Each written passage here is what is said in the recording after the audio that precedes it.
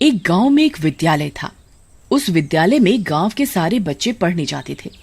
एक दिन गांव में सरपंच की भतीजी रचना सरपंच के घर छुट्टियां मनाने आई।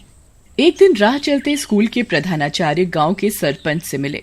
नमस्कार प्रिंसिपल साहब, कैसे हैं? नमस्कार सरपंच जी, मैं ठीक हूँ। आप कैसे हैं? मैं कुशल मंगल से हूँ। रचना बेटा, प्रिंसिपल साहब के लिए चाय पानी का इंतजाम करो। जी चाचा जी। कैसी चल रही है गांव के बच्चों की पढ़ाई? सरपंच जी, बच्चे पढ़ाई बहुत ही रुचि से कर रहे हैं। ऐसे ही करते रहे तो एक दिन गांव का हर बच्चा एक बड़ा आदमी बनेगा। चलो, अच्छी बात है। स्कूल में कुछ समस्या हो तो जरूर बताना। हाँ जी, एक समस्या है सरपंच साहब। कहिए, क्या हुआ? हमारे स्कूल में लाइब्रेरी की अध्यापक नहीं है। इस चक्कर में लाइब्रेरी बंद रहती है और विद्यार्थी लाइब्रेरी में रखी किताबों को पढ़ नहीं पाते। ये तो बहुत बड़ी समस्या है।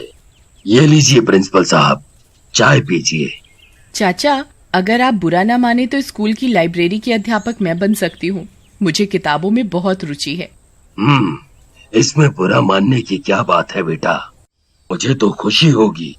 ये देख प्रिंसिपल साहब खुश हुए और बोले, रचना बेटा, आप कल सुबह 8 बजे स्कूल में आ जाना। उधर मैं आपको स्कूल के सभी अध्यापकों से मिलवा दूंगा और साथ ही स्कूल के नियमों को बता दूंगा। जी प्रिंसिपल साहब, मैं कल समय से पहुंच जाऊंगी। अगले दिन सुबह 8 बजे रचना स्कूल जाती है और प्रिंसिपल से उनके ऑफिस में मिलती है। Good morning sir. Very good morning Rachna madam, आइए बैठिए। रचना कुर्सी पर बैठ जाती है। कुछ अपने बारे में बताएं। रचना प्रिंसिपल को अपना परिचय देते हुए, सर मेरा नाम रचना है, मैं 23 साल की हूँ। मैंने ग्रेजुएशन तक की पढ़ाई की है। मुझे पढ़ाई का बचपन से ही बहुत शौक था। मैं हमेशा अपनी कक्षा में अव्वल आती। मेरे घर में मेरे माता पिता और छोटा भाई रहते हैं। मेरा भाई अभी गांव के ही स्कूल में पढ़ाई कर रहा है। बहुत अच्छे। आओ रचना, स्कूल के सभी अध्यापकों से आपका परिचय करवा देता हूँ। रचना प्रिंसिपल के साथ स्टाफ रूम में गई। Good morning teachers. Good morning sir. Good morning sir. Good morning sir. Good morning sir. ये रचना आज से हमारे स्कूल की लाइब्रेरी टीचर हैं। इन्हें अपना परिचय दीजिए और स्कूल के नियम इन्हें विस्तार से बताएं। एक एक करके स्टाफ रूम में मौजूद सभी अध्यापकों ने अपना परिचय दिया। आओ रचना, तुम्हें लाइब्रेरी दिखा दी जाए जहां तुम्हें बैठना है। जी प्रिंसिपल सर। प्रिंसिपल सर रचना को लाइब्रेरी ले गए और उसे उधर ही बैठने को कहा। बिल्कुल सर, मैं पूरी कोशिश करूंगी। कुछ देर बाद स्कूल की घंटी बजती है और लाइब्रेरी में 4 क्लास के बच्चे लाइन लगाकर लाइब्रेरी में आते हैं। यस, कम इन। बच्चे लाइन से लाइब्रेरी में घुसते हैं और लाइब्रेरी में रखी कुर्सी पर बैठ जाते हैं। बच्चों, मेरा नाम रचना है और मैं आज से तुम्हारी लाइब्रेरी टीचर हूँ। चलो बच्चों, अब एक एक करके तुम सब भी अपना परिचय दो। लाइब्रेरी में बैठे सभी छात्रों ने अपना परिचय दिया। आज आप किस विषय की किताब पढ़ना पसंद करेंगे? मैडम, विज्ञान। ये तो बहुत अच्छी बात है। रचना ने विज्ञान की किताब उठाई और किताब का पहला पाठ पढ़ाया। पाठ खत्म होने के बाद रचना ने बोला, अब मैं सब विद्यार्थियों से प्रश्न पूछूंगी। Okay madam. रचना ने पहला प्रश्न पूछा। सब विद्यार्थियों ने एकजुट उत्तर दिया। रचना ने दूसरा प्रश्न पूछा तो लाइब्रेरी में बस मोनू ने हाथ उठाया। जवाब दो मोनू। मोनू ने सही जवाब दिया और इससे रचना बहुत खुश हो गई। इतने में स्कूल की बेल बजी, पर रचना तीसरा प्रश्न पूछ रही थी। कक्षा के सभी विद्यार्थी बैठे हुए थे, परंतु मोनू उठा और लाइब्रेरी में बने एक रैक में घुसकर गायब हो गया।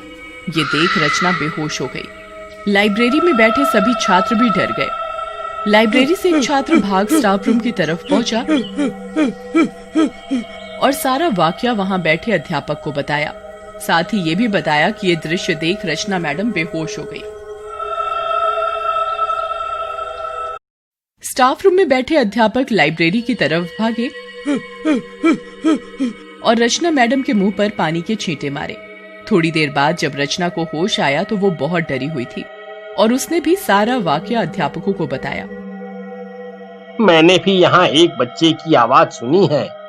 कौन है ये बच्चा? यह वो बच्चा है जो स्कूल की सीढ़ियों से गिरकर मर गया था। चोट उसके सिर में लगी थी और वो मर गया। क्या मैं ये स्कूल छोड़ दूं? आज तो मेरा स्कूल का पहला ही दिन है और आज ही मेरे साथ ऐसा वाकया हो गया। बहुत सोचने के बाद रचना ने फैसला लिया कि वो इसी लाइब्रेरी में बैठेगी और इस बात का पता लगाएगी कि वो बच्चा है कौन।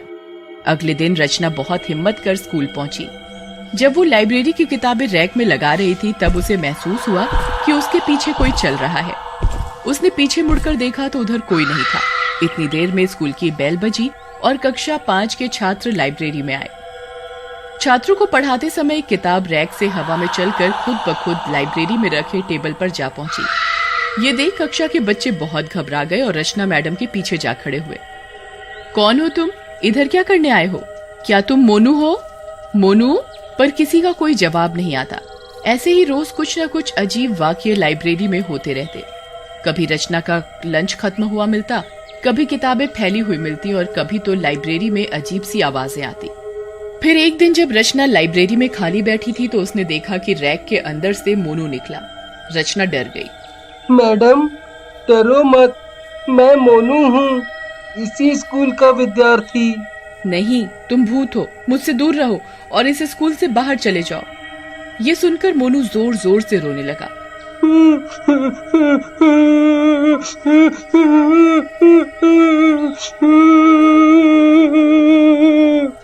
क्या हुआ तुम्हें? तुम क्यों रो रहे हो? मैडम, मुझे पढ़ने का बहुत मन करता है। जब मैं स्कूल का विद्यार्थी था तब अपनी कक्षा में प्रथम आता था, पर एक दिन मेरी सीढ़ियों से गिरकर मौत हो गई। यही बात स्कूल के अध्यापक भी बता रहे थे। अब तुम क्या चाहते हो? मैडम, मेरी पढ़ाई में बहुत रुचि है। मैं बस लाइब्रेरी में बैठकर किताबें पढ़ना चाहता हूँ। अच्छा, पर तुम एक वादा करो कि तुम मेरे अलावा पूरे विद्यालय में किसी और को ना दिखाई दोगे और ना ही कोई शैतानी करोगे। जी मैडम, मैं ना किसी को दिखाई दूंगा, ना ही किसी को स्कूल में परेशान करूंगा। तभी से मोनू चुपचाप लाइब्रेरी में आता, पढ़ाई करता और ना किसी को परेशान करता, ना ही दिखाई देता। उस दिन से विद्यालय के सभी विद्यार्थी व अध्यापकों को ना ही स्कूल में कोई आवाज आती, ना ही मोनू कोई हलचल करता। वो बस लाइब्रेरी में दिन भर बैठा किताब पढ़ता रहता।